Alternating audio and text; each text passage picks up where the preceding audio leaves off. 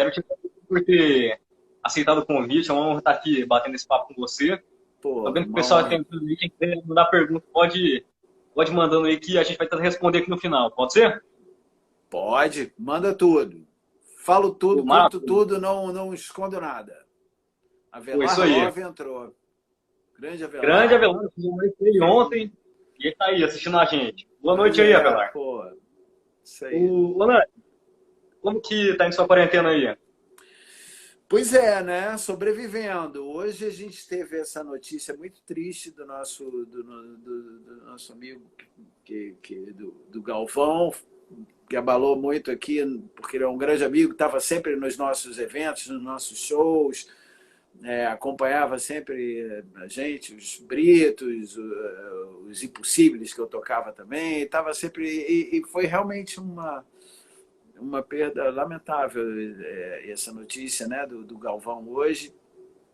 Gostaria de mandar meus sentimentos aí para a família, claro que eles não estão nesse momento, mas que fica a vibe aí para gente e para gente e para as pessoas em geral aí para manter o cuidado, manter a atenção, a máscara, o álcool e seguindo em frente até que a gente possa voltar a algum momento novo, mas eu acho que a gente nunca mais vai ser como era antigamente. Vamos É verdade. reinventar esse novo modelo aí, porque coisa está solta, né? É verdade. Mas eu me saí bem, esse tempo todo eu me cuidei direitinho, aproveitei o confinamento para também trabalhar bastante né, produzir, sentar o rabo aqui nas missões musicais. É, não estudei tanta guitarra quanto eu vejo que você está fazendo aí. Você é um exemplo aí de Pô, determinação aí. Eu fico me lembrando dos muito meus obrigado. tempos ali com as tuas e é muito legal saber também do teu do teu estudo e da tua determinação aí também o teu modo que você encontrou aí de também fazer aproveitar esse tempo aí, essa pandemia para mim, para também entrar em contato com o pessoal da música e com certeza isso aí vai gerar para você não só a parte do conhecimento das pessoas, mas né, do histórico e de tudo aí que você está fazendo esse bom proveito aí desse momento também. Isso é muito legal. Parabéns a É você. verdade. Muito obrigado mesmo. Comece falando aí como você começou a descobrir a música. Você ficava pulsando nos discos. Como Pois foi? o meu negócio era disco, né? Eu era um fã de disco, né? Minha família sempre teve música em casa, né? Minha avó era pianista e meu pai gostava de samba de break, Moreira da Silva, umas coisas assim. Eu sou filho temporão, então tenho irmãos mais velhos então quando eu nasci os discos estavam aqui já, né? Então tinha de tudo, tinha de música, porque nessa época, sou anos 60 ali, então nessa época as pessoas ouviam muita coisa, então eu me lembro muito de música cubana, tipo Pérez Prado, é, as coisas de samba que a gente ouvia também, meu pai ouvia muito Moreira da Silva, Jorge Veiga, coisas assim. E os meus irmãos tinham muita coisa do rock. Então tinha Elvis, tinha Bill Haley, his Comets, as trilhas dos filmes, essas coisas todas sempre tiveram por aqui. E eu, quando nasci, foi exatamente no início da época da era dos Beatles, né? Então eu peguei os Beatles como heróis, né? Era uma coisa, eram quase heróis de cartoon, né? Porque eram aqueles bonequinhos, né? Então, para mim, a ideia de uma banda de rock e da formação disso sempre atuou na minha imaginação, né? No meu imaginário do heroísmo mesmo, do que era ser menino, né? Ter uma banda, tocar, ter os amigos Sim. e conquistar o mundo, né? Sempre foi esse um pouco do meu sonho, né? Da minha criação, né?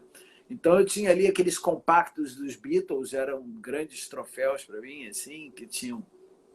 E eu aprendi meio, as pessoas contam que eu aprendi meio a ler por causa dos compactos, porque não era nem ler, eu sabia identificar muito pequenininho, assim, com 2, 3 anos, eu já pegava.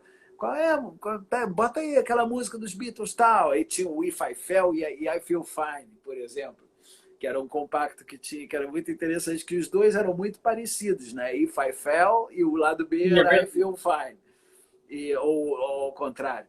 E eu sabia exatamente qual era o If I Fell e qual era o I Feel Fine, apesar de não saber ler, então, pá, botava. Então, eu sempre tive essa coisa com os discos, né? Sempre. E daí veio a minha formação musical, porque meu primeiro LP na época, assim, que eu ganhei, foi um presente. Foi o Help dos Beatles, que tinha acabado de ser lançado em 65. Eu me lembro exatamente desses detalhes, assim, né? Então, era o meu disco, Help. E gostava muito do Roberto Carlos também, na época da Jovem Guarda, do Erasmo Carlos, aqueles discos deles ali, daquele início ali todo, assim, era uma coisa que eu acompanhava os programas Jovem Guarda na televisão. Ao mesmo tempo, também, logo depois, veio aquela fase dos festivais, né? Festival da Canção, que né? Foi uma época muito grandiosa da música brasileira, né? Porque, porra, você imagina ali, era um concurso onde estava Caetano Veloso, Gilberto Gil, Chico Buarque, porra, toda aquela turma, né? Jorge Ben, cada ano um ia lá e escrevia uma música e tentando, né, cada um ser mais genial do que o outro. Era um concurso de genialidade musical, né? Então era uma coisa que foi muito rica para minha geração, né? Que a gente todo ano tinha ali aquele festival e você ficava ali, acompanhava também as músicas internacionais.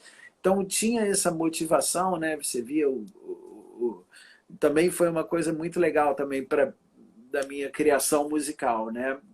Foi uma temporada muito rica, né? Da música brasileira também e estrangeira também, porque a gente aqui também tinha essa coisa, a gente ouvia rádio, a rádio era a rádio mundial, né? Que AM, a gente não tinha nem FM, né? E tinha o Big Boy, que era o responsável pela rádio mundial, que fazia a programação. Então era um cara muito antenado, assim, que ele tinha muito conhecimento. Então a Rádio Mundial, que era a que trazia as informações para a galera jovem, né, do meu tempo, assim, era muito eclética também, porque a música, então isso permitiu toda a minha geração, eu acho que é ser muito eclético também, porque a gente tocava música francesa, tocava, sabe, Charles Aznavour, tocava tudo, né? Tocava música italiana, você ouvia tudo aqui no Inácio, e você estava sempre muito antenado com o grande pop internacional, né? Além do americano e do inglês, tal, mas além disso, porque hoje em dia o mercado está muito focado na música americana, né? No mercado americano, que é o que chega para a gente. O próprio mercado britânico, ele não é. A gente só conhece mesmo o que vem através dos Estados Unidos. A gente ainda é uma filial ali, né? Então, por isso a gente. Naquele tempo, não. Acho que o Big Boy, com essa coisa da Rádio Mundial, ele conseguia tornar a música muito eclética. E é uma coisa que eu venho percebendo isso muito em função disso até. E vale a pena, até recomendo às pessoas, tem a página do Big Boy, saudosa ali, que mostra, e as coisas da Rádio Mundial, é um momento bem interessante. Um tempo depois, o Big Boy também passou a cuidar da rádio que ele criou, a Eldopop, né? Que é uma rádio também, que aí já era o FM, e na Eldopop eles não tinham obrigação comercial nenhuma. Então eles tocavam o melhor do rock progressivo, tocava Genesis, Pink Floyd, Led Zeppelin, sabe, suprassumo do negócio. Foi ali que eu descobri AC/DC em 74, sabe? Era um nicho ali de você ouvir música muito boa, o melhor. E tinha coisa engraçada que eles não falavam os nomes dos artistas. Então, as pessoas tinham que gravar um cassetinho e tentar intercambiar aquelas informações, né? Entre os amigos. Isso também era uma coisa interessante, assim, que a gente, pô, que música é essa aqui? Levava para a loja de discos também. E eu sou de Copacabana, né, Rio de Janeiro. E aqui também tinha uma loja de discos muito legal, chamada Billboard. Ficava do lado da Modern Sound, eram duas lojas. A Modern Sound ficou muito famosa porque também foi um point, também era uma loja que tinha discos importados e tal, e todo mundo ia. Mas a Billboard era mais underground, assim, era uma loja que o pessoal ia, e os DJs da época iam lá também comprar os discos que saíam. Então, eles recebiam lá, sei lá, uma vez por semana, chegava um carregamento de singles e discos importados, né? Porque eles trabalhavam com importados.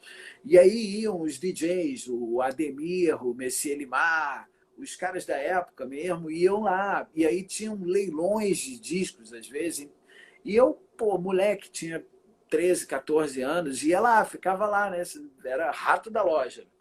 Ficava lá sempre fuçando os discos e ouvindo e tentando descobrir que música era aquela, de quem era. Então tinha essa coisa que eu acho que a minha geração aprendeu um pouco a ser fã, sabe, das coisas. E isso foi uma característica que eu acho que foi se diluindo um pouco ao longo do tempo, porque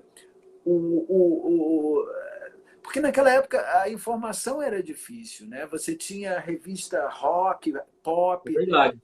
né? Tinha uma coisa muito pontual que era a turma lá, tinham excelentes jornalistas, né? Tipo o Ezequiel Neves, o Zeca, Ana Maria Sim. Baiana, o Tarek de Souza, o Ock de Souza. Tinha uma galera que era muito legal na música, que fazia essas revistas alternativas, né? Era uma mídia alternativa, mas que ao mesmo tempo era ela que nutria a gente, né? E o Nelson Mota também, a gente tinha um pouco dessas informações. E a gente, os moleques da época, a gente era informado através desses lugares. Hoje em dia a coisa pulverizou, né, um pouco, e aí mudou um pouco a visão do fã, né? E eu acho que o fã é um personagem muito importante no meio da música, assim, porque por isso, porque eu acho que ele gera, sabe, a retroalimentação daquilo tudo ali, né? Quando tudo faz, né, valer as histórias e o feedback, e as coisas vão acontecendo muito em função disso. Então é isso. Hoje, por exemplo, eu vejo você que é um cara novo, da nova geração, que está aí buscando os teus ídolos também, as coisas que né, que você gosta, e é o que você está fazendo através das tuas lives aí, dos teus papos, que é exatamente isso, né? Essa busca aí pela informação, pelo conhecimento e tal, e isso está fazendo. Isso já é uma nova forma, né? O que você está fazendo, por exemplo, é uma nova visão e um novo formato que você está aí. As pessoas são possibilitadas pela tecnologia atual também, e tudo, fruto desse momento. E falei muito, né? Vamos lá. Segue Não, aí. tranquilo, tranquilo. De boa, de boa. Você ganhou sua primeira guitarra? Então, com 13 anos de idade, assim, aqui em casa eu sempre tive um violão, né? Porque o meu irmão tinha um violão, eles tocavam, mas nessa época eu acho que as pessoas tocavam muito, era muito normal o jovem ali dos anos 60 tocar um violãozinho, porque era uma consequência ali de coisas. Então, as famílias tinham violão, tinham famílias que tinham piano, a música tinha uma formação um pouco mais. Né, enfim, eu tinha violão em casa, que foi onde eu comecei a botar o dedo ali, a apertar umas cordas e aprender a ter a sair do zero. Com 13 anos de idade, eu comecei a ter aula. Comecei a ter aula com um professor Mas ele me ensinou muito a ser autodidata, que era a grande formação dele, porque ele era autodidata. Então, ele me ensinava a tirar a música, a ouvir a música do disco, a buscar aqueles acordes, a entender onde é que estava. Então, eu tive essa formação, basicamente, de, de, de me alimentar no disco, por isso que eu falei sobre os discos lá atrás.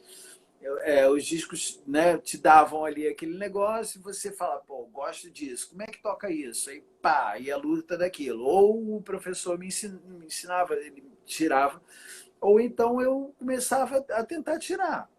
Isso foi o que eu cresci por aí, assim, foi minha formação foi basicamente essa. Mas, algum tempo depois, já com uns 18 anos, eu tive aula com o Nicanor, não, antes de 18, 16, 17.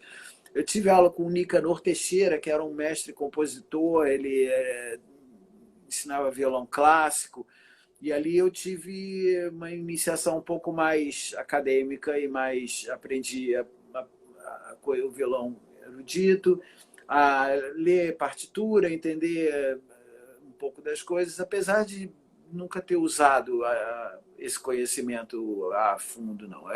Sempre fui muito preguiçoso com a coisa da leitura e aprendi a partir mais para as cifras mesmo e tal.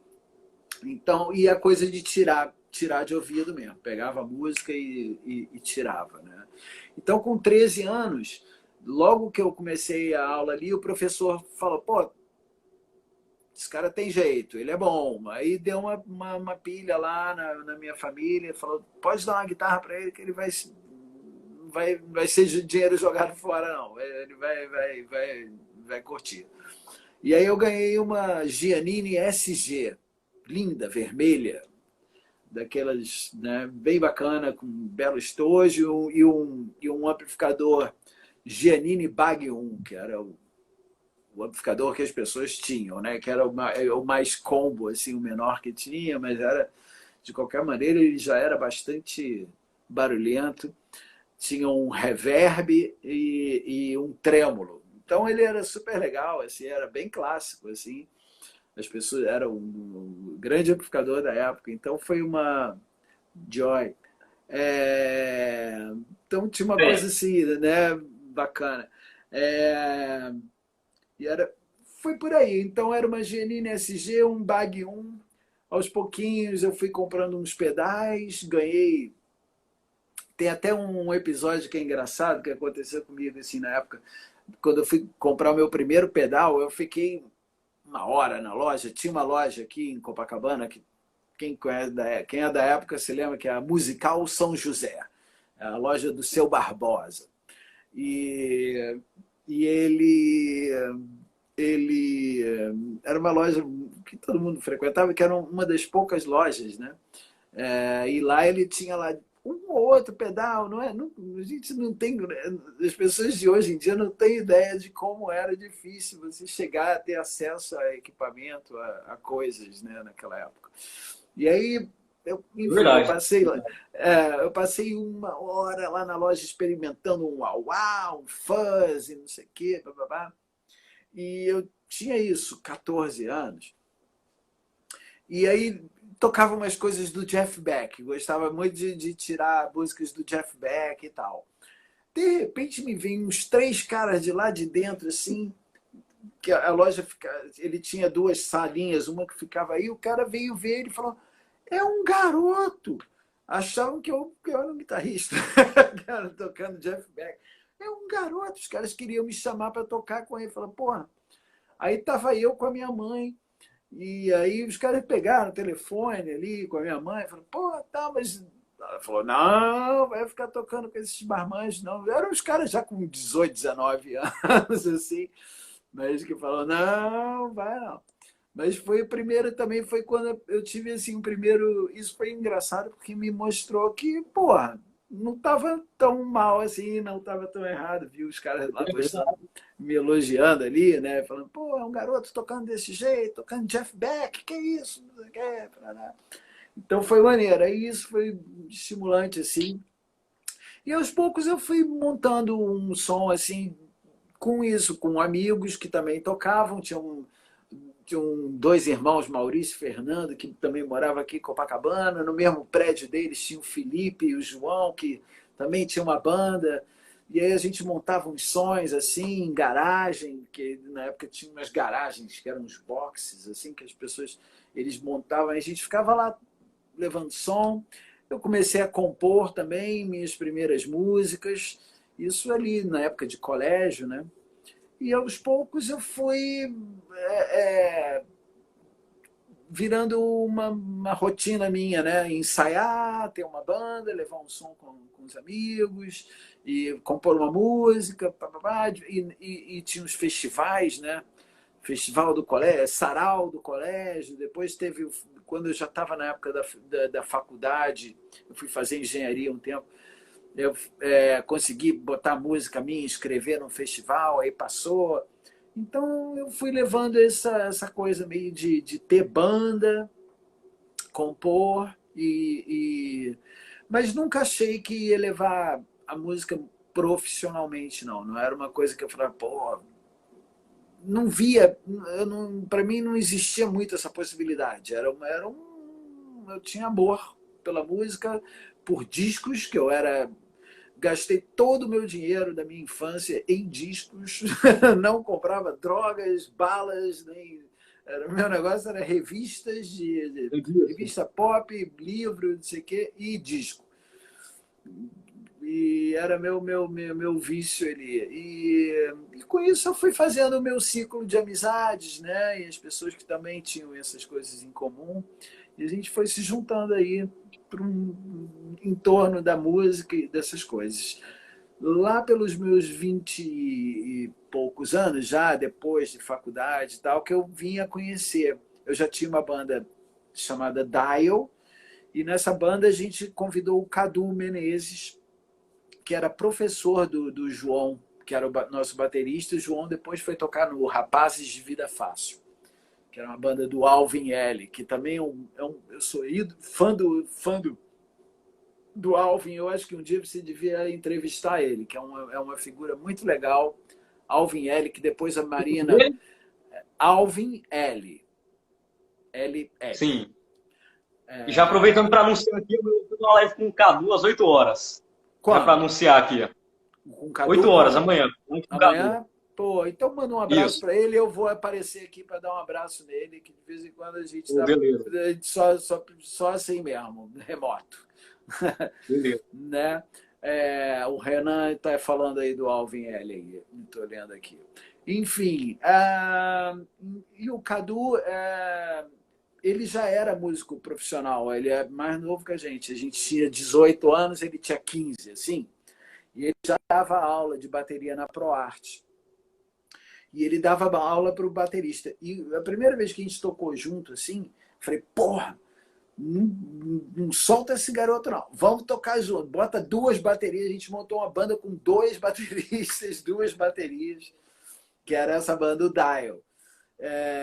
E ao mesmo tempo que a gente tinha o Dial, o Cadu tinha o Front, que era com o Ricardinho Palmeira, e que era irmão do Dé, na época, que estava começando, tinha acabado de lançar o Barão Vermelho, então ele era o baixista do Barão Vermelho. Era o Ricardinho, o Bruno Araújo, que depois foi tocar com a Legião Urbana, e hoje é aniversário dele, por sinal, já mandei o meu abraço para ele. O Cadu e o Yuri Palmeira, que é irmão do Ricardinho, do Dé, irmão gêmeo do Dé, que é um tecladista. E a gente tinha essa banda. E, na verdade, eles tinham um front. E eles estavam sem vocalista. Então, eles fizeram lá um acordo operacional e requisitaram a mim e ao cantor do Dial. Falou, vem para cá. Aí a gente acabou... Como era uma proposta mais profissional mesmo, assim, a gente se juntou lá para fazer esse trabalho lá com o front. Levei as minhas músicas e tal, e aí dali a gente começou a se tornar mais profissional, porque essa galera do front tinham uma visão mais profissional, queriam ser músico. O Cadu já era músico profissional, já dava aula, já, né? Eles, inclusive, não eram muito roqueiros, né? Assim, eles, eu tenho minha banda New Wave, que era um front, assim, porque, na verdade, eles queriam tocar música instrumental, Chick Corea, e, né, coisas jazz e tal. Aquilo era uma coisa menor, né? Mas aquele momento foi um momento em que o rock, tipo 82 a 85, assim, era um momento em que o rock estava abrindo portas aqui, né, no mercado carioca e tal. Pintou a Rádio Fluminense começou a tocar os cassetes, né, das bandas, o que era uma coisa impossível, né, porque só tocava o mainstream nas rádios, né, e aí pintou a Rádio Fluminense, que primeiro era uma rádio de rock, né, que remontava ao período lá da Eldopop, aquele tipo de coisas que tocavam diferentes, sendo que em 80 e tal, o que tocava já era um novo rock, que era, era o New Wave na época, né? Assim, porque já vinha a Sim, galera, The verdade. Police, Pretenders, tudo mais, Duran Duran e aquela leva toda, punk, né? Sex Pistols. E a Rádio Fluminense tocava reggae também, tocava dub, tinha um programa com o Maurício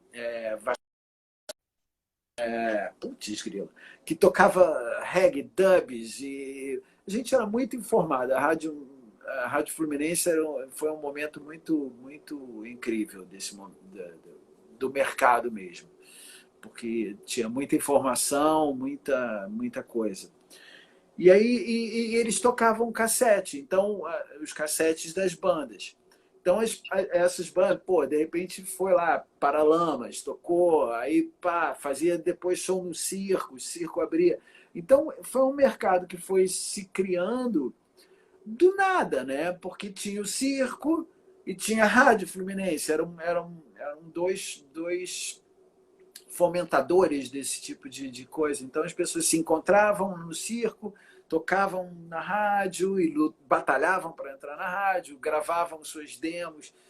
Então foi um momento disso, né? De criar esse mercado. E esse mercado foi sendo até o 85 ele era um underground total, né? Porque era isso, tinham pequenos lugares onde tocavam, danceterias pequenas, tal.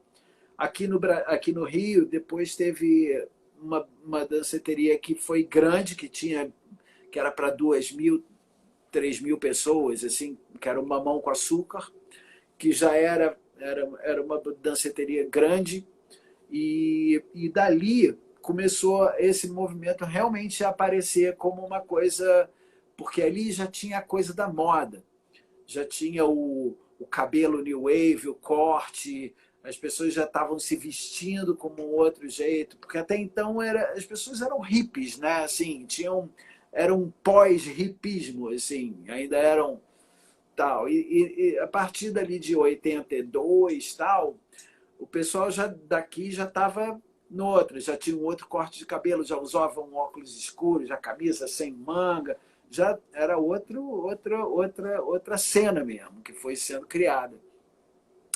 Com isso, em 85 veio o Rock in Rio.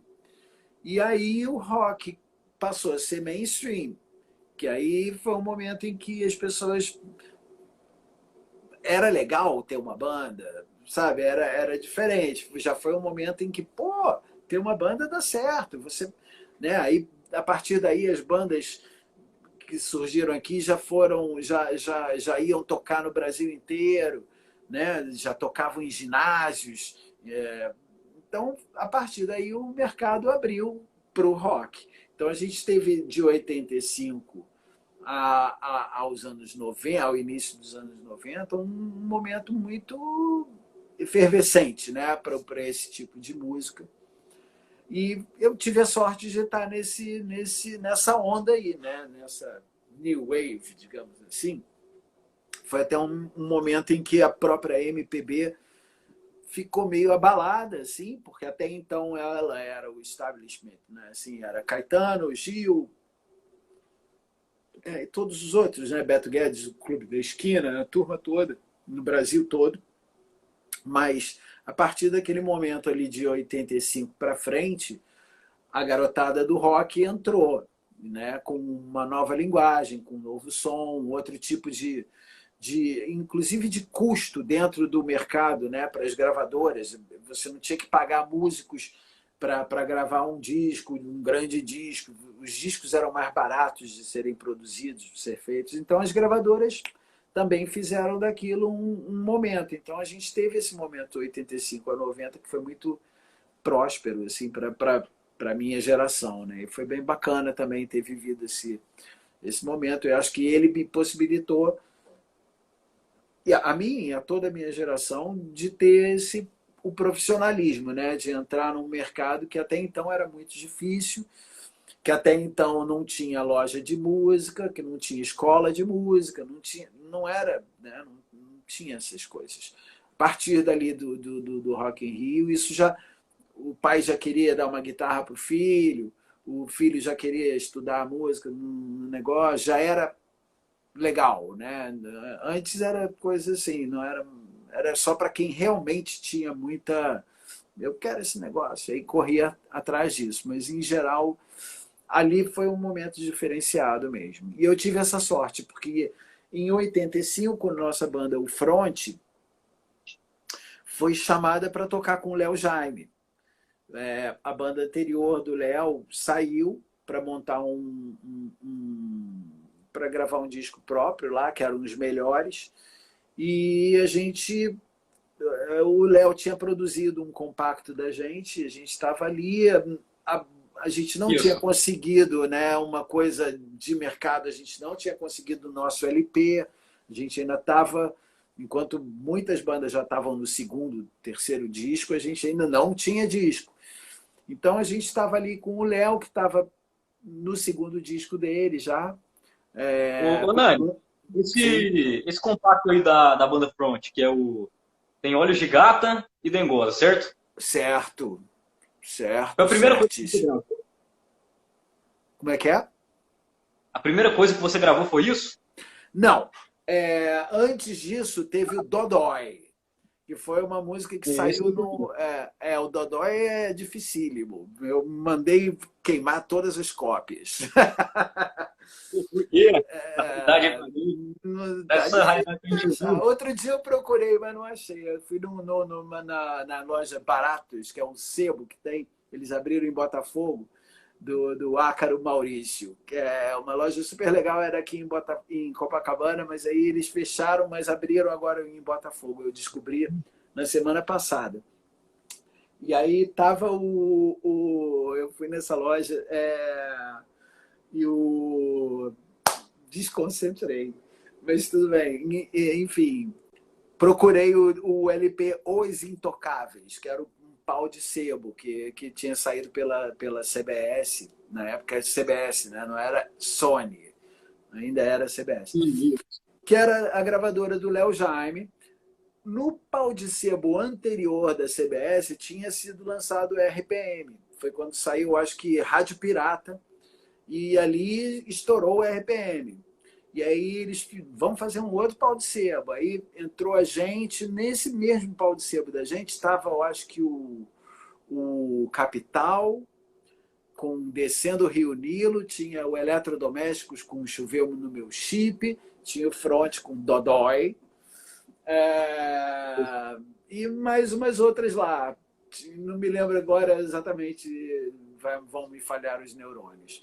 Mas, então, essa foi o primeiro, inclusive foi gravado no estúdio do Lincoln Olivetti, produzido pelo João Augusto, que hoje em dia é o presidente da Decker Disc, né? Pai do Rafael, que estão aí revolucionaram, que colocaram os vinis de volta aí também, compraram a fábrica dos vinis e reposicionaram aí o mercado também. Então, são pessoas muito bacanas. Pelo que eu entendi, o Dodói até foi o Rafael, que na época, um garotinho, falou: esse aí é legal. Ele que dava as dicas lá para o pai. que era o João Augusto, que ele era produtor, e a Mônica, a mulher deles. Então era uma coisa bem familiar ali. A gente teve essa sorte de ser escolhido ali, pinçado pelo João Augusto para botar essa faixa lá na CBS. E a gente, a partir desse trabalho na CBS, a gente conseguiu ter um compacto depois, que aí o Léo já me falou, não, eu quero produzir eles. Pediu lá para o Marcos Mainar, que era o presidente na época lá da CBS, e eles toparam, botaram mais uma verbinha lá para a gente gravar nosso compacto, e já também sabendo que uma das músicas ia para a trilha do Rock Estrela, que foi a Dengosa. E aí, que era o lado A. E, sendo que a gente curtia o lado B. Aí foi até uma história engraçada, assim, porque a gente... a gente era muito entrão, assim, a gente fuçava, porque, assim, apesar do Front não ter sucesso, a gente fazia muito show. A gente tinha... Porque nessa época tinha as danceterias e a mentalidade não era como era hoje, onde você precisa de uma música de sucesso para ser... Aquela música tem... Ali não era. As pessoas tinham... iam na danceteria, ia ter sempre uma banda ou outra tocando. Às vezes era uma banda de sucesso, às vezes não, porque... Né? E as pessoas estavam ali, julgavam a tua banda naquele momento. Se você fizesse um bom show, as pessoas iam ficar ali curtindo, iam dançar, iam, né, curtir a noite. Não ia... Se fosse ruim, também eles iam sair fora. Se fosse alguns lugares mais... o circo era um palco complicado, assim, porque eu vi muita gente lá passar por maus julgamentos. Mas, em geral, o Front se dava muito bem, a gente fazia muitos bons shows. Depois entrou o Rodrigo Santos também no Front. Nessa época já era o Rodrigo, o Bruno foi estudar fora. E aí a formação clássica do Front acabou sendo isso, né? Acabou sendo o Rodrigo, Cadu e Ricardinho. E eu. E aí essa ficou sendo a nosso time ali, né? Clássico. Com isso a gente foi tocar com o Léo, né? Isso. E o Léo chamou a gente para ser a banda de apoio deles. E a partir daí o Front foi se deixando de ser uma banda solo, assim, de mercado, para trabalhar com música, porque foi uma solução bem viável, bem legal, assim, na época, para curtir ali, ganhar dinheiro, porque era realmente um trabalho. O Léo, na época, tinha muito sucesso, tinha um disco com 9 singles tocando, né? O Sessão da Tarde, um disco inteiro de hits. E depois a gente entrou logo depois, lançou o Rock Estrela também, que era minha filha tá aí, eu sou fã desse cara. Também, meu amor. E aí o Front passou a ser essa banda de apoio ali com o Léo. Ficamos 3 anos na estrada com ele. E dali o Ricardinho passou a tocar também com o Cazuza. Foi uma época que ele saiu da banda do Léo e passou para a banda do Cazuza. Depois, por outra, o Léo desmanchou essa banda e foi aos pouquinhos, cada um entrando na banda do Léo, do Lobão. Lobão. Que tinha acabado de lançar o Cuidado. Foi na época que ele lançou o Cuidado, logo depois do Vida Bandida, que foi o disco dele também, que foi muito polêmico também, né? E que levantou muito o Lobão. E aí o disco seguinte foi o disco Cuidado, que foi um disco onde ele começou a trabalhar com o Ivo Meirelles. Então, e tinha já uma linguagem diferenciada, né, de rock misturado com samba, porque ele já vinha fazendo isso, de certa forma, no Vida Bandida, mas nesse disco do Cuidado, ele trabalhou especificamente a parceria com o Ivo Meirelles. Ele entrou na bateria da Mangueira como percussionista também, então passou a trabalhar lá com essa nova linguagem musical mesmo, né? Então a gente pegou um momento bem legal com o Lobão ali também, com esse disco, com Cuidado. A gente excursionava com a bateria da Mangueira, né, também. Então era um showzaço, assim. A gente também ficou 3 anos na estrada com esse show, ininterruptamente, né? Era muito legal também. Foi um momento glorioso ali, porque a gente estava fazendo realmente um showzaço. A gente fez o ao vivo, teve o disco que a gente gravou em Los Angeles depois, foi o Sob o Sol de Parador. E Isso. a gente passou lá também 1 mês e tal em Los Angeles, gravando em 5 estúdios diferentes. A gente gravou em 4 e mixou num 5º. E com isso a gente vivenciou ali também, né? Teve uma coisa de conhecer estúdios diferentes e transitar ali por bairros diferentes. Foi uma vida em Los Angeles, foi um sonho engraçado, né? E o disco ficou também bem interessante. Teve o Essa Noite Não, que foi uma música que tocou bastante no rádio, que tem um solo meu, assim, que eu acho que eu consegui também fazer uma coisa bem característica, assim, ficou marcado assim, com um solo diferente, assim, que eu me orgulho bastante. Teve outras músicas mais rock, assim, também, que são muito boas, produção do Liminha. E depois a gente fez o ao vivo, que era consequência disso tudo, né? Do Cuidado e do Sob o Sol de Parador, junto com o que ele já tinha do Lobão, no momento em que o Lobão estava muito top, né? Com esse show muito, muito enxuto, muito bem. A gente estava vivido, né? Nessa estrada e tal. E aí fizemos um showzaço no Hollywood Rock. E no ano seguinte teve o momento Rock in Rio 2, né? Que foi o do Maracanã, que foi também um momento... Estava nesse dia? Estava nesse dia. Foi Conta pra gente o que rolou. O Pois Lobão é, foi bravo, né? foi muito frustrante, né, pra gente, porque exatamente no ano anterior, há 1 ano antes daquele show, a gente estava arrasando no Hollywood Rock. Tipo, ganhamos o título lá de melhor show do próprio festival. Teve uma pesquisa popular lá, e davam o show do Lobão como o melhor show do festival, melhor média de nota, assim. E foi mesmo. Modéstia à parte, foi um showzaço. E tinha que ganhamos, essa média foi maior do que os internacionais, que eram Eurythmics, Bon Jovi, Terence Trent D'Arby, Tears for Fears. E o nosso show era muito popular, foi muito cantado, assim, então teve muita aceitação. 1 ano depois a gente foi fazer o Rock in Rio, só que a gente pegou o dia do metal, né? Porque a gente gostava muito do Guns N' Roses na época. O nosso técnico que gravava a gente lá em Los Angeles era o Brad Gilderman. Ele era técnico ele gravou o primeiro e o segundo disco do Guns. Eu não sei se gravou os outros também, mas na época ele tinha gravado.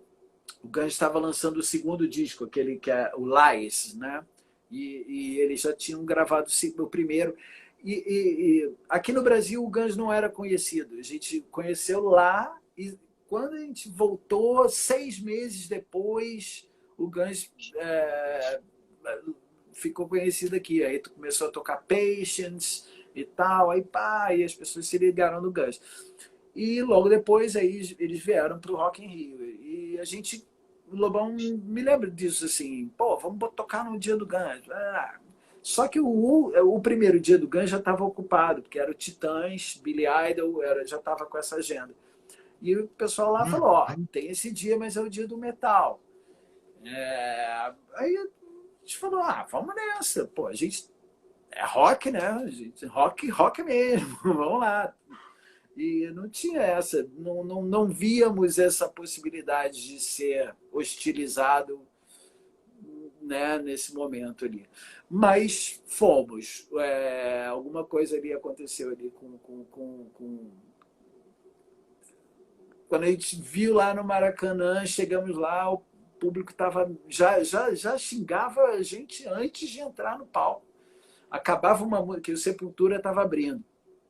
Acabava uma música do Sepultura e já vinha uma galera ali xingando o Lobão. Lobão, sai daí. E aí a gente fala, porra, olha aí, o negócio não tá legal não. Mas, vamos lá, encaramos. Só que na terceira música, uma garrafa de água bateu na guitarra do Lobão, assim, no braço da guitarra. Já estava um clima muito hostil, o show inteiro a gente tocava vendo coisa vindo, assim, era bem, bem esquisito.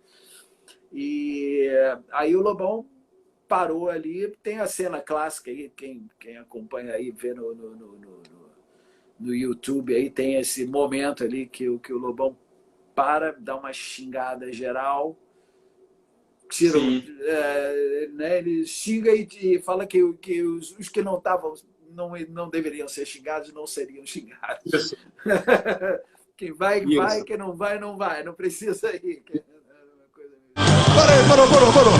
Parou. Escuta aqui. Eu sei que tem gente aplaudindo. Agora a gente não é palhaço, não. Vai ficar ninguém jogando lado nessa porra, dessa merda aqui. E eu queria dizer outra coisa pra vocês. Vou tratar mal a puta que os pariu, moro? Sim. Vocês vão todos tomar no cu, exceto quem não tá tomando no cu. Vai tomar no cu, seus babacas. Enfim, foi muito frustrante para todo mundo, para a banda toda. Foi um momento muito triste, né? Porque a gente não acreditava que isso fosse... que ainda tivéssemos... E porque era, sei lá, era preconceito mesmo. Era uma coisa de tribo, né? De tribo de rock mesmo. Falando, não, esse aqui não, esse sim, rock é isso, rock não é isso. Metal, tira isso aqui, não pode. Bateria da Mangueira no show de metal, sabe? Era uma cabecinha meio limitada na época, assim. Mas deu no que deu. Logo depois o quadro já estava revertido lá, Sepultura gravou aquele disco com tambores, e aí o metal mesmo já foi se mudando também de ideia, né? Abandonaram os penteados com laque e as coisas viraram outra coisa também. Então, é isso aí, o mundo dá voltas. Mas é uma pena, porque aquele dia seria um grande show do Lobão também. A gente estava com uma puta banda, estava com tudo em cima. Não rolou. Pois é, imagino como era a galera do metal. O Pepeu fala que em 85 ele estava pensando em não subir no palco, mas ele disse que subiu e domou os metaleiros. Porque... E mudou, né? Tem até MC tocando no Rock in Rio, né? Pra você ver. Exatamente. Pois o que aconteceu naquele tempo era exatamente essa troca aí, né? De coisas. E a gente estava começando a ser aceito. Assim, na terceira música, a primeira foi o caos. A segunda foi... na terceira estava vindo. Até vi aquela garrafa. Quando a garrafa bateu ali, foi o negócio. Mas até então, o público já estava assentando, já estava indo, já estava rolando. Aí o Lobão parou ali num momento... Enfim, ficou. Mas tudo bem, passou. E aí seguimos. Esse foi meu último show com o Lobão. Logo depois também eu e Cadu, a gente saiu para montar o Telefone Gol. Já estava sendo montado, né, nessa época ali com o Dé, com o Serginho Serra.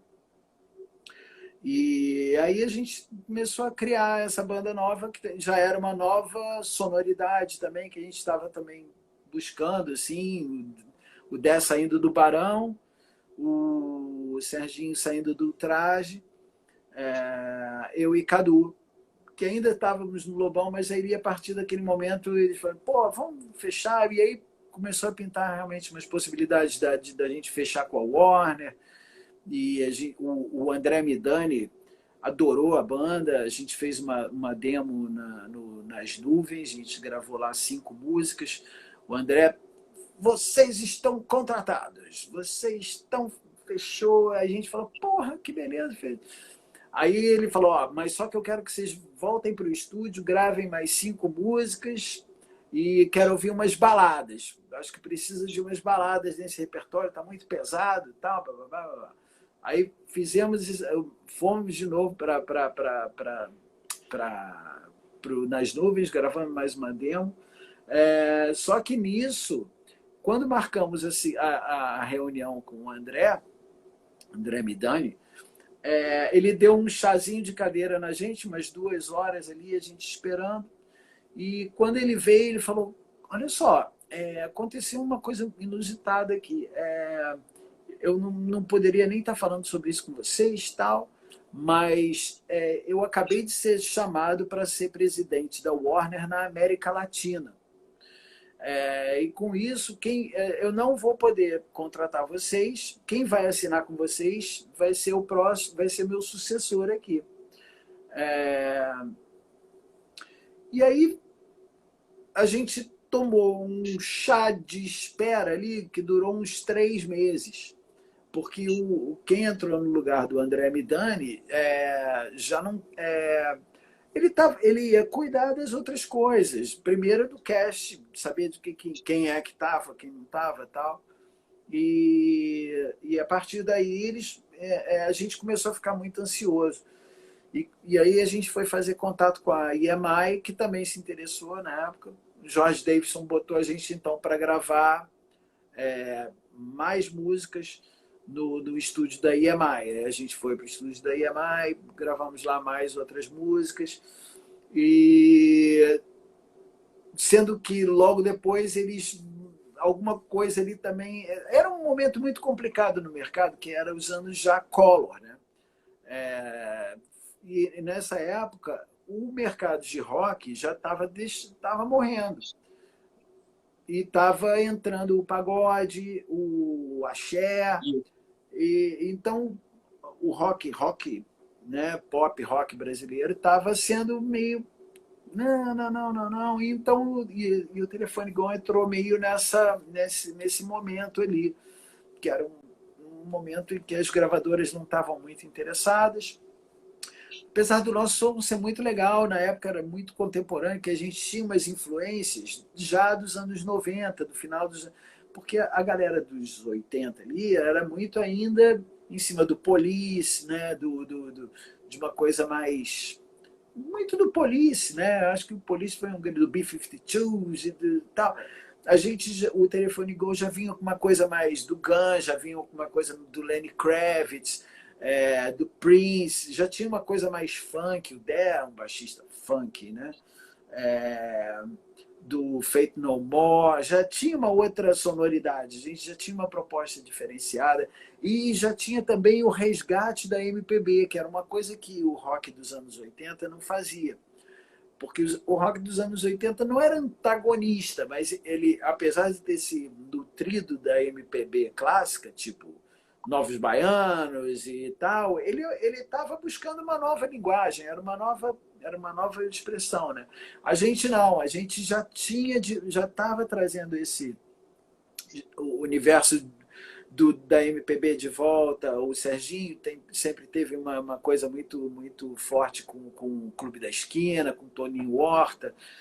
Então as músicas já tinham né, uma coisa bem diferente ali. Então a gente misturava isso tudo, era um caldeirão bem interessante de possibilidades e sonoridade, assim. Mas que no mercado, não, na época, como a gente dependia muito de gravadora e de contrato e tal, acabou que a gente não assinou com ninguém. Depois a gente ainda tentou com a BMG, ou não me lembro se na época era RCA ou BMG ainda, mas acho que era RCA. O Manolo, o presidente, abriu lá uma porta lá pra gente, mas na época já estava tudo desandado. Aí a banda também acabou, entre si, a gente tentou durante uns 3 anos, e esse tempo todo foi muito... Uma banda tentando dar certo durante 3 anos, cansa, né? As personas ali vão e já estava todo mundo já quase na faixa já dos 30 anos, tal, já pensando em outras coisas da vida, então acabou. Inclusive, o Dé saiu da banda e entrou o Odeide, né? Exatamente, o Dé foi o primeiro a sair, aí a gente ainda passou uma temporada ali com o Odeide, mas durou pouco. Depois que o Dé saiu, esvaziou muito a proposta, assim. Acho que a ideia ali foi minada, assim. Então, dali eu também eu tinha me formado em comunicação, já estava também buscando outro tipo de coisa, que eu queria trabalhar com trilha sonora. Não imaginava que ia trabalhar com produção, como hoje em dia eu faço, não, mas já era isso, assim, já estava buscando uma outra coisa que não fosse estrada, músico, então já estava numa outra. Nisso, o Cadu já foi tocar com o Kid Abelha, cada um foi para o seu canto, né? E essa foi a minha última banda, assim, com essa proposta, né? Um tempo, lá em 94, pintou a coisa dos Britos, que era uma brincadeira. Que foi pintou meio como uma brincadeira. A gente foi fazer uma abertura para o filme dos 5 rapazes de Liverpool. E nessa época já era o Jorge Israel, o Guto, o Rodrigo. exatamente. O circo que montou esse. Era um show para fazer um show. Então chamaram o Guto do Barão, Rodrigo do Barão também, o Jorge Israel do Kid. Era para ser o Samuel, mas o Samuel do Skank, mas ele não pôde fazer. E o Dado Villa-Lobos. Aí, essa vaga do Samuel, eu tocava já muito com o Rodrigo, né? Já era muito amigo. O Jorge também, eu já vinha gravando com ele coisas no estúdio dele. E aí, chama o Nani. Aí eu fui lá também, Beatles, né? Beatles sabia tudo direitinho. Já. Então foi... Isso. Casou ali as peças. O show foi ótimo, na época com 5, né? Com o Dado Villa-Lobos na guitarra também. E a gente gostou de fazer o negócio e continuou fazendo por mais um tempo, até que por volta lá nos anos 2000 já, o Pedro Paulo Carneiro, que era um diretor da TVE, ele já conhecia a gente fazia ali uns programas dele ali, do Atitude.com, coisas da TVE. Um dia ele nos convidou para... Ele conseguiu lá um apoio do Visit Britain, que é o órgão de turismo britânico, e a gente conseguiu passagens, estadia, e fomos para Londres, Liverpool, saímos tocando lá, gravamos lá um DVD com imagens, aí saiu... E os britos tiveram uma longevidade, né? Nesse aspecto assim grande, né? Ficou um tempão ali tocando.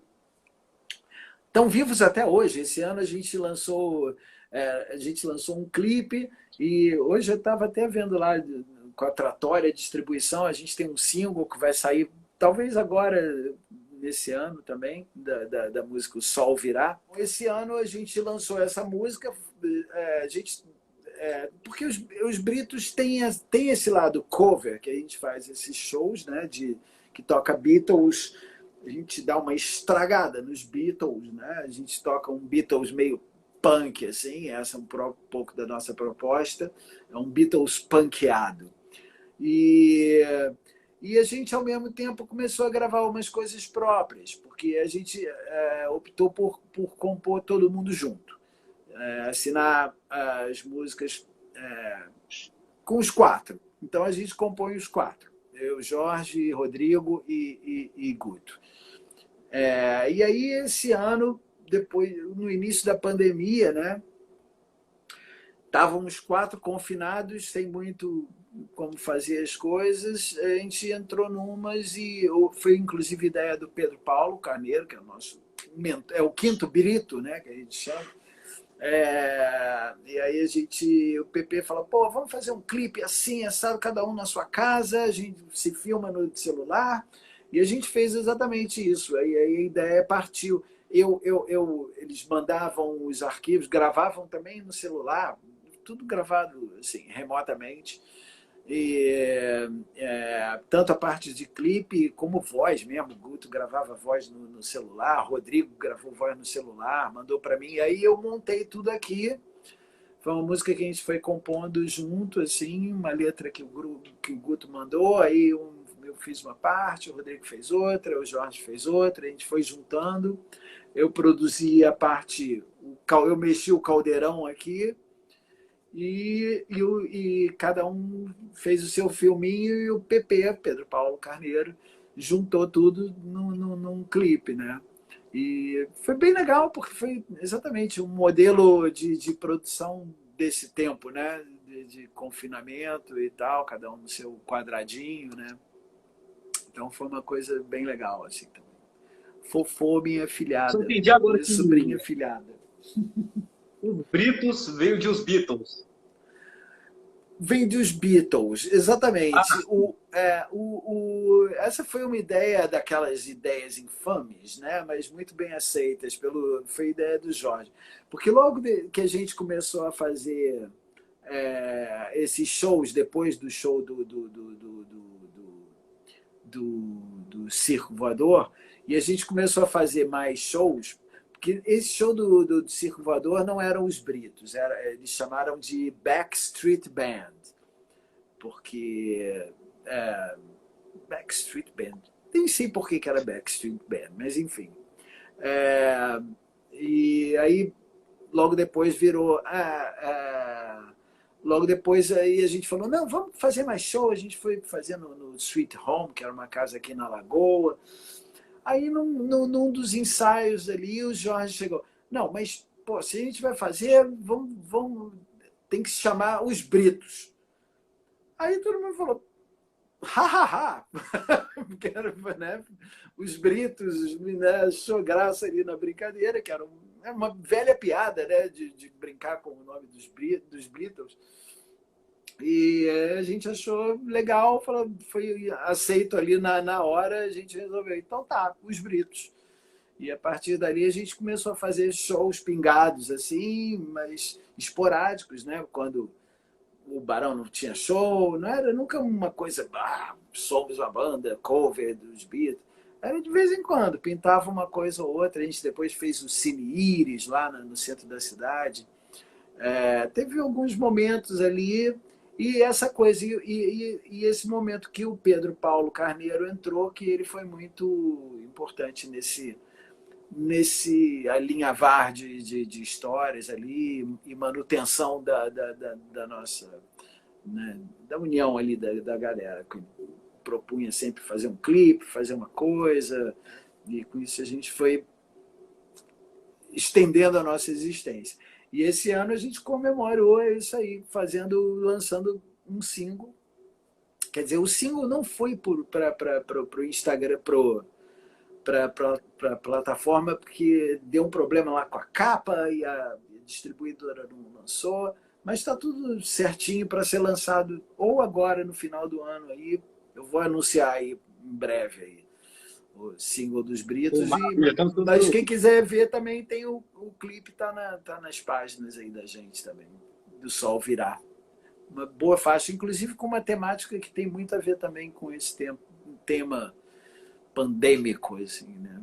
É uma canção de esperança, assim, bacana, ficou muito legal. A gente tem bastante orgulho desse trabalho aí que foi feito. Ô, Anani, em 2016, vocês fizeram uma reunião do Telefone Gol. Sim.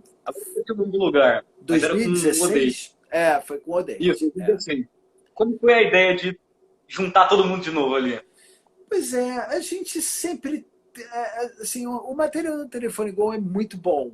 Até hoje, ninguém conhece, porque assim, foi por um acordo nosso mesmo, assim, eu tenho o material, a gente tem as coisas, o Cadu tem, mas a gente nunca quis lançar. O Dé sempre foi muito contra a ideia. Eu acho que só teve um videoclipe chamado Hélice, né? Teve esse clipe do Hélice que tocava na MTV, onde eu agradeço aqui mais uma vez ao meu amigo, que na época eu fazia faculdade, E um amigo meu, que é o Tony Quiroga, que hoje em dia é professor, ele tinha feito um documentário e ele ganhou um prêmio da MTV. E esse prêmio eram recursos para ele bancar um novo trabalho, uma coisa assim. E eu, falei, Tony, estamos aqui, tem essa banda. O pessoal da minha faculdade, inclusive o pessoal da minha faculdade era uma turma muito legal, que todos estão muito bem colocados no mercado, tem uma turma muito bacana. E o Tony Quiroga, na época, ele tinha esse prêmio da MTV, a gente conversando, eu dei uma convencida nele, falei, a banda é boa, a gente tem entrada lá para MTV de repente, e a banda realmente, a gente tinha uma mídia espontânea, assim, as pessoas falavam da gente mal até pelo nome, ninguém gostava muito, outros achavam bom, mas ao mesmo tempo todo mundo ouvia falar ali, o Telefone Go, aquela banda e tal, do Deck saiu do Banal, tinha uma certa espontaneidade na comunicação. E aí o Tony fez um documentário, a gente um dia ele montou uma estrutura super legal lá num colégio lá em Vila Isabel, a gente passou a noite inteira gravando umas 5 músicas, e nisso ele conseguiu ali tirar estratificar um clipe de Hélice. Mas ainda tem mais. De vez em quando eu falo, cadê aquele material lá? Alguém corre atrás do Tony Quiroga, que ele tem um material bombástico. Mas, né, quem sabe um dia. Mas em 2016, como você falou aí, a gente resolveu dar uma... Não tinha muita pretensão a nada, não. Era mais mais tocar ali, fazer um tributo ao que não... a volta dos que não foram, né? Uma coisa meio assim. Isso. E a gente fez no 66 ali, que é um pub aqui no Rio, também em Botafogo. E foi bastante divertido. Foi uma galera... Foi muito bem comentada até, porque são músicas bacanas, são músicas boas mesmo. Tem uma... Para quem gosta de rock e não se importa com ouvir uma coisa que não conhece, né? Porque hoje em dia tem essa coisa, você gosta do que já conhece, né? Então, mas ali era uma oportunidade que a gente deu para as pessoas ouvirem uma coisa que não conhecem. E quem foi gostou. Ainda tem o material é legal, assim, mas mercadologicamente não funciona tanto, né? Mas não sei. Só para os curiosos, a nova geração está aí para dizer isso um dia. Aí. Vocês são de volta e meia, vocês perguntam, né? Tem uma galera aí que sabe, tá ligada, tá antenada. Quem sabe um dia aparece aí, surge um single lá perdido daqueles lá, né? Vamos lá. Para essa reunião do Telefone Go, vocês chegaram a convidar o Dé ou não? Foram direto no... Chegamos, ele foi radicalmente contra. Ele não quis. Ele não quis? Não. Ele não gosta de relembrar aquela época. Foi um momento complexo para todo mundo ali, para todo mundo. Não foi? Era muito frustrante, né? Porque a gente realmente teve um trabalho muito bacana, que foi bem feito, que teve uma infraestrutura. Né? O DEM investiu bastante na época, que ele ainda tinha ele vendeu um amplificador mesa bug dele para pagar ensaio, sabe? Então foi muito frustrante ver aquele trabalho sendo diluído e se perdendo, né, no tempo ali, né, pelas próprias pessoas mesmo, pelo modo de ação, de atitude mesmo, com o momento e com o mercado, né? Teve teve um acaso ali que não funcionou. Então, o ideia para ele não bate muito bem a ideia, Bia não gostou muito da ideia de retorno. Eu topei numa boa também, porque é um prazer tocar com esses meninos, gosto do Serginho, né? Gosto do material, das músicas, então foi legal. Foi uma pena não fazer com o Dé, apesar do Odeio de ser também, né? Ele está E dentro e conhece o essa material, informação, né? participou com a gente, é um grande baixista. Então a gente conseguiu fazer, conseguiu se divertir, conseguiu fazer uma noite, mas dali não teve muito mais. A ideia não era muito continuar, nem levar aquilo muito a sério, não. Foi mais isso mesmo. Mas quem teve a ideia inicial? Chamar todo mundo. Eu acho que foi o Cadu. Eu acho que o Serginho andava meio. Nessa época, ele estava meio outsider demais. Estava lá morando em Teresópolis, ainda está morando em Teresópolis. Na época, ele não estava tocando, estava com dores, estava ainda com problema na coluna. Então, foi uma forma de dar um sacode ali, dar uma levantada no Serginho, botar o Serginho para tocar de novo, sai, né, desce a serra e vem tocar aqui um pouquinho com a gente. Então teve esse projeto meio vamos balançar a gente mesmo, né? Fazer alguma coisa diferente e tal.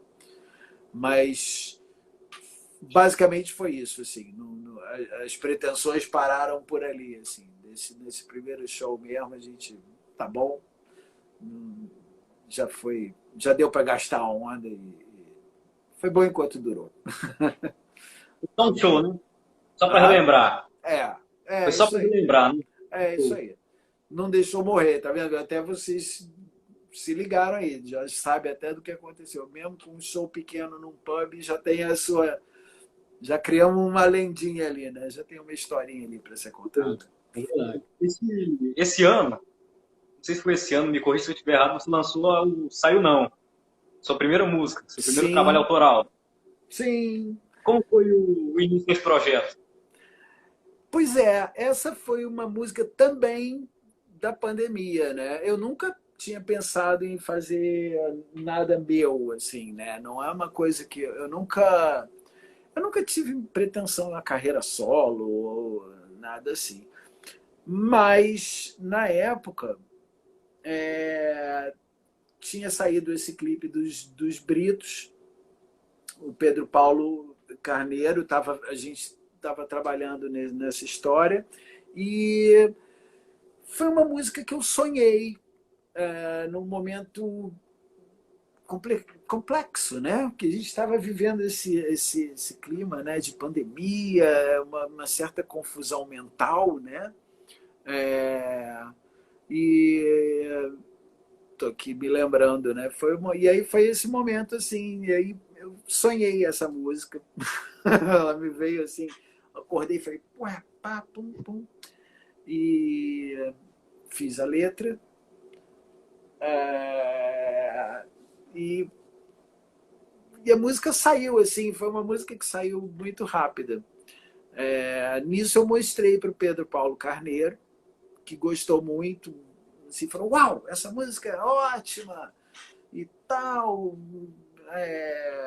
você tem que lançar, vamos fazer um clipe do mesmo jeito, a gente pega imagens das pessoas, eu vou pedir para pessoas mandarem imagens e tal. As coreografias, né? Exatamente. Ele chamou o menino, o César, que é um coreógrafo, ele juntou lá uns amigos e aí foi um projeto assim também, uma catarse, né? Que pintou a composição baixou ali rápida, foi inspirada por uma musa inspiradora, né? Que baixou ali, né? Em mim, trouxe tudo ali, já veio com letra e tudo. E, enfim, deu certo. Acabou que eu também resolvi. Eu ia lançar também um single, mas eu falei, não, vou juntar essa com essa e vou juntar para fazer um EPzinho. Então tá lá no meu plano de voo também, um dia lançar esse EP com umas 3 músicas, assim. Já tem a segunda, já está meio pronta, e aí em breve eu solto ela também. Aí vai o Saiu Não também, que foi muito bem aceita, assim, as pessoas gostam muito, né? Eu, volta e meia tem, pô, adorei tua música, teu single e tal. Mas eu não tenho muito essa pretensão artística, sabe? Ser artista solo, ou lançar, fazer show. É mais isso mesmo, assim. Mas foi uma experiência bem legal fazer essa música, ter o clipe, trocar essas ideias aí com o pessoal, assim, foi agradável. Inclusive, desse clipe, você toca com a sua guitarra Red Special, que é verde, é uma Green Special. Tá aqui pertinho, então ela aqui. Essa mesmo. Essa Como você mesmo. conseguiu ela? Tem bastante fotos com ela, né? Eu adoro essa guitarra. Primeiro, assim, Queen é uma banda muito importante para mim. Assim, foi uma banda que nos anos 70, antes mesmo do A Night at the Opera, eu já gostava. Porque eu gostava do Sheer Heart Attack, o terceiro disco deles. Que foi o primeiro que saiu aqui. E aí, logo depois, saiu o Night at the Opera. E eu achava aqueles sons absurdos, o Brian May, as guitarras. E eu sempre fui muito fã do Queen. E aí, foi em 2012, eu tive a graça de poder viajar com a minha filha para Londres. Planejei essa viagem e tal. E em outra viagem que eu tinha feito para Londres, eu via na loja, não é essa azul, mas eu via que lá vendia as guitarras. Em algumas lojas tinham a Brian May. Eu falei, pô, tá aí, eu vou comprar. Próxima vez que eu nunca comprava, nunca tinha grana mesmo. Eu não comprava instrumento fora em viagem, não. A grana era aquilo ali. Mas aí nesse ano eu falei, pô, tá aí, vou me planejar e vou comprar uma guitarra. Tinha medo de alfândega, de tal, de taxa. Mas aí essa viagem eu me programei. E aí eu fiz uma encomenda para a loja que se chamava Rockets, que é lá na Denmark Street, que é a rua onde tem muito famosa, onde os Rolling Stones tocavam também. Todo mundo comprava instrumentos lá, Clapton, todo mundo tem histórias na Denmark Street, que é a loja que tem uma série de lojas de música, assim. E essa Rockets foi a que eu via que tinha mais. Aí eu entrei em contato com eles e falei, pô, no dia tal, e na verdade foi isso, foi o dia 2, porque era o primeiro dia do ano. No primeiro dia que abri a loja, era o dia que dia 2 de janeiro eu tô indo aí pegar a guitarra, eu quero a azul, guarda ela para mim e tal.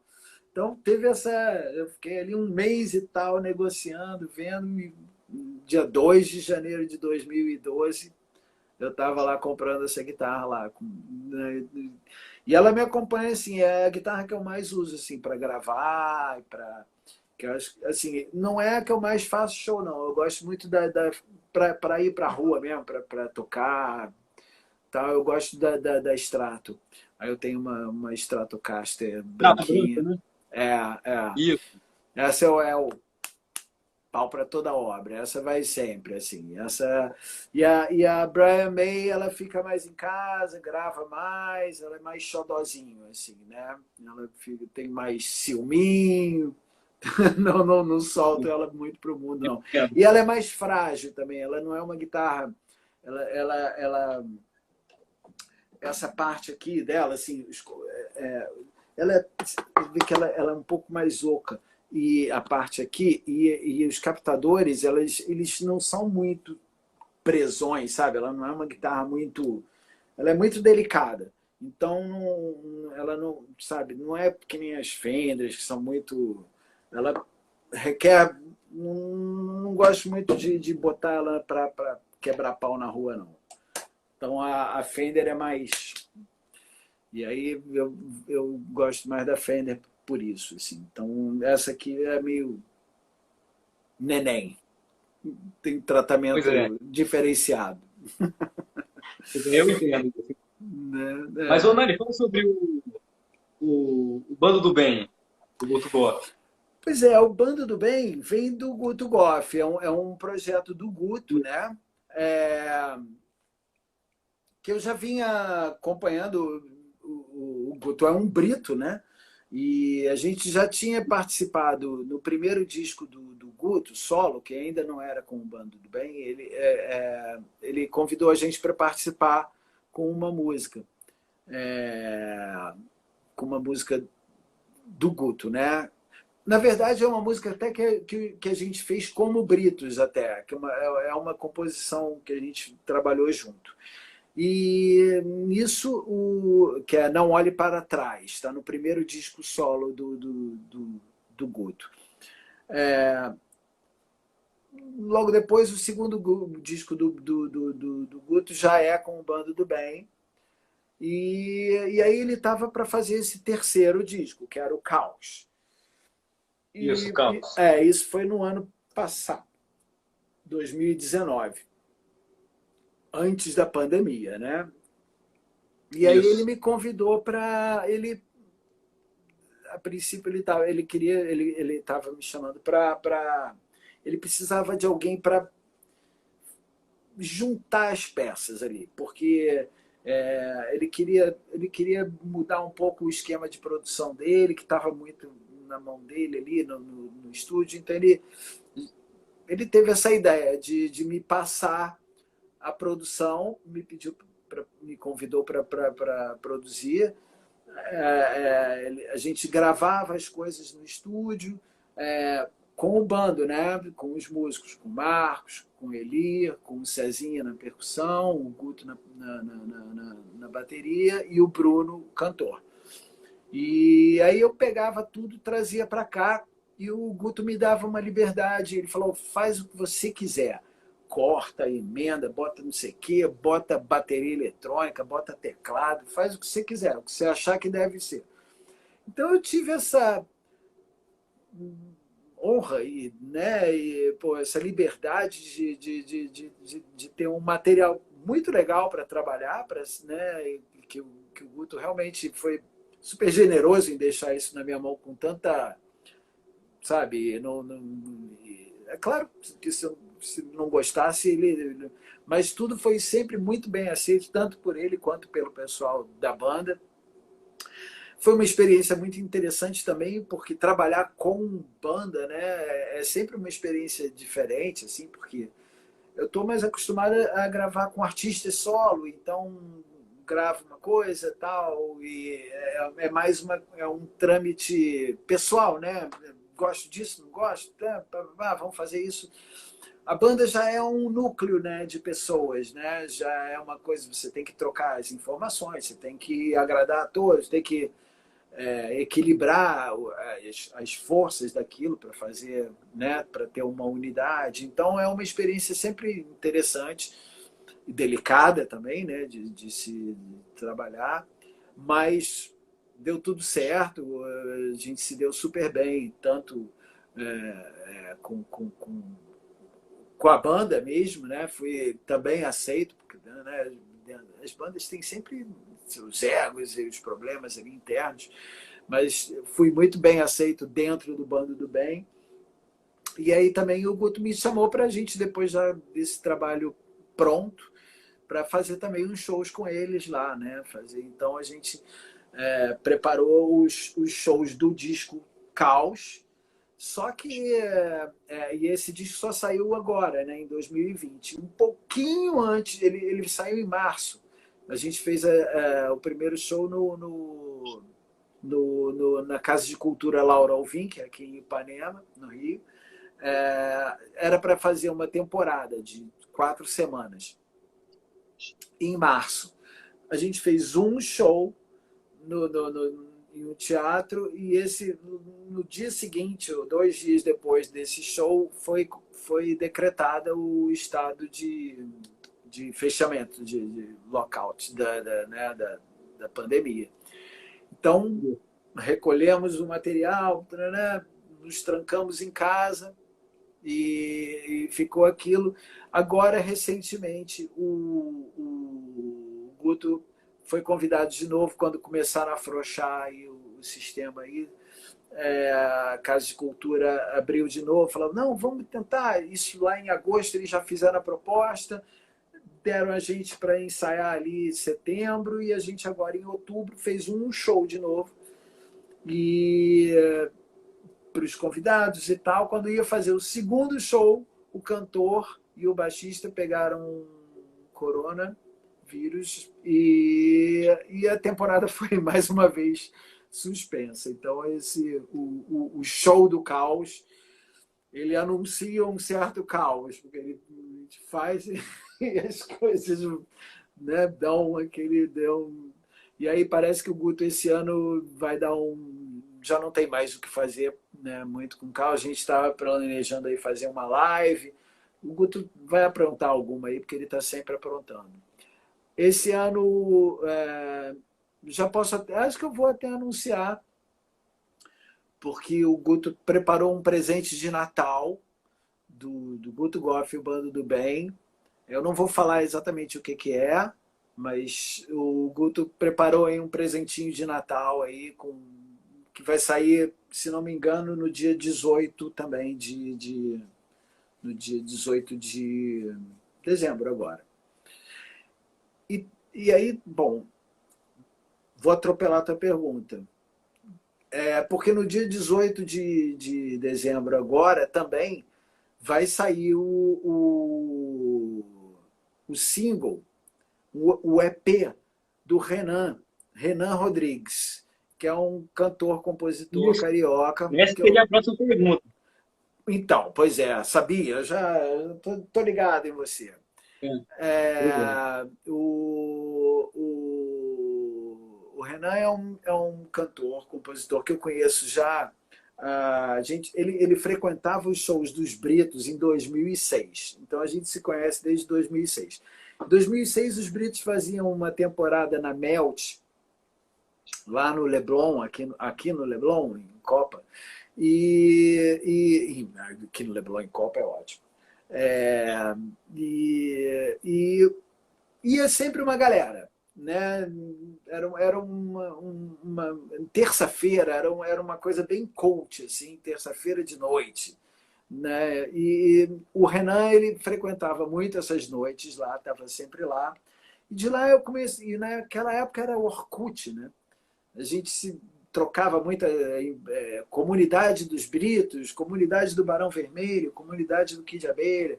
E o Renan estava sempre ali, eu conhecia ele dali, dessa participação dele. Ele era um poeta, era um cara muito interessado. Eu saquei ele logo de cara, assim, que ele era um cara que estava ligado sabia o que estava acontecendo, sabia quem que era quem, estava sempre, né, se informando.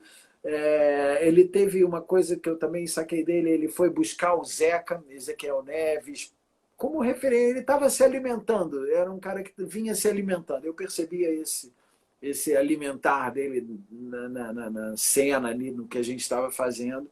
E com isso ele foi chegando, foi se tornando amigo da gente. E agora em 2000 não sei quando, 2018 ou 2017, ele me chamou. Ele falou, pô, tô precisando, tô com material e eu queria te convidar para produzir. A gente negociou lá e ele já tinha o material pronto e a gente vem trabalhando algumas músicas já desde, acho que isso, 2018, final de 2017 talvez. E aí ele ainda lançou uns clipes e tal. Mas esse ano a gente intensificou e resolveu, porque ainda estava meio frouxo o negócio. Mas esse ano ele falou, não, vamos lançar, vamos fazer, eu estou determinado. E aí a gente resolveu fechar o pacote. E aí esse ano a gente agora resolveu fechar em 5 músicas, um EP de 5 músicas que vai se chamar Capítulo 1, que está pronto. E hoje subiu lá para as plataformas digitais, não para as plataformas, para distribuição, e estou esperando a confirmação, mas teoricamente no dia 18 de dezembro agora também vai ser lançado o capítulo 1 do Renan Rodrigues, com 5 músicas, das quais eu me orgulho muito da produção, do trabalho que foi feito. Eu recomendo a vocês ouvirem, assim, porque a gente conseguiu criar esteticamente um produto muito bacana. O Renan é um letrista muito legal, muito peculiar, com uma visão muito moderna e, ao mesmo tempo, informada, sabe? Um cara que veio vivenciando, veio buscando esse tipo de formação para ele mesmo, veio se alimentando. Então, ele merece ser ouvido, merece ser avaliado aí, colocado aí na roda aí pela galera. E quem tem ouvido e as pessoas, o retorno dessas audições tem sido muito legal. E isso, por isso que eu estou aqui falando, senão eu não estaria. Mas, o lendário Ney Matogrosso participou de uma faixa das músicas, né? pois é. No meio disso, assim, o Renan um dia falou, pô, eu queria convidar o Ney. Eu falei, cara, tenta, mostra para ele, conversa com ele, assim, né?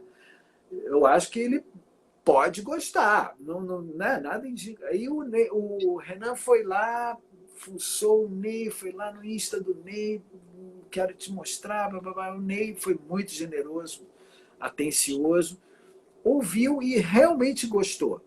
Ele, o Renan ia me passando as ideias, assim, o Ney, pô, essa música, adorei, isso que tem a ver, pá, pá, pá. Agora, na semana passada, e aí a gente marcou, a gente gravou na quarta-feira passada, o Ney, foi uma maravilha, né? Assim, uma honra, uma dádiva, realmente é um cara diferenciado, é uma voz, não só uma voz, mas é uma estrela verdadeira, né? Não de estrelismo, porque é um cara muito pé no chão, muito real, muito, mas assim, mas como artista é uma coisa que as pessoas precisam se espelhar um pouco ali, porque é o artista, né? Eu acho que talvez seja o cara que mais, sabe, agregue em torno da arte dele mesmo, né? Como performer, como conhecimento mesmo, como um cara que viveu, que entende o mercado, que entende da música,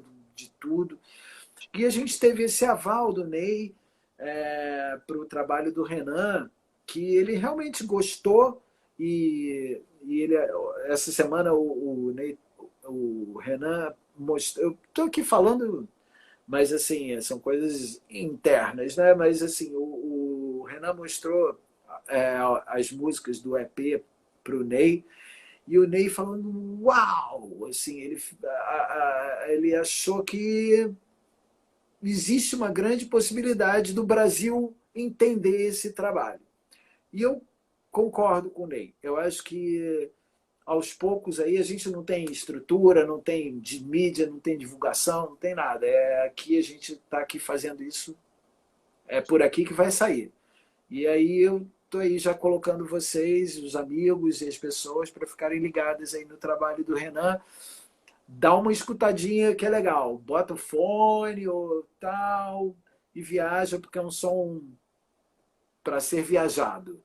E tem uma proposta bacana, poética, tem uma sonoridade legal, tem uma coisa aí que eu acho que está sendo muito bem aceita. Eu acho que as pessoas vão poder usufruir tanto quanto a gente dessas emoções, porque foi um trabalho muito agradável, muito emocionante de fazer, assim, feito à base de suor, lágrimas e sangue.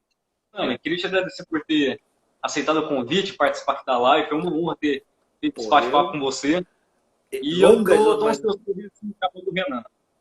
Quero ouvir sua produção, a faixa do Ney. Estou ansioso para ouvir. Valeu? Fica ligado aí. Pô, eu te agradeço a tua generosidade, teu conhecimento, a tua busca aí também ó, já aceitou teu convite. Pelo tua avidez, pelo que tem aí. E, pô, fico muito honrado por ter sido convidado por você e estar fazendo parte do teu time aí. Pô, muito obrigado. Fiquei muito feliz com essa live. Espero que você tenha gostado. Agradeço a todo mundo que entrou. Estou muito feliz. E é isso aí. Depois desse pandemia, espero que um dia a gente se conheça pessoalmente. Com Ver um certeza. show seu. Valeu? E você tá tocando guitarra pra caramba, que eu já vi aí. É um exemplo aí. Pô, Fico muito feliz de ver você, a tua desenvoltura e a tua perseverança aí no negócio. Sucesso para você, muita dedicação aí, porque o bicho vai pegar aí. Parabéns. Sou teu fã, Patrick. Valeu. Tamo junto. Valeu, obrigado, tá? Beijo para todos. Valeu, obrigado pela presença. Valeu. Tchau.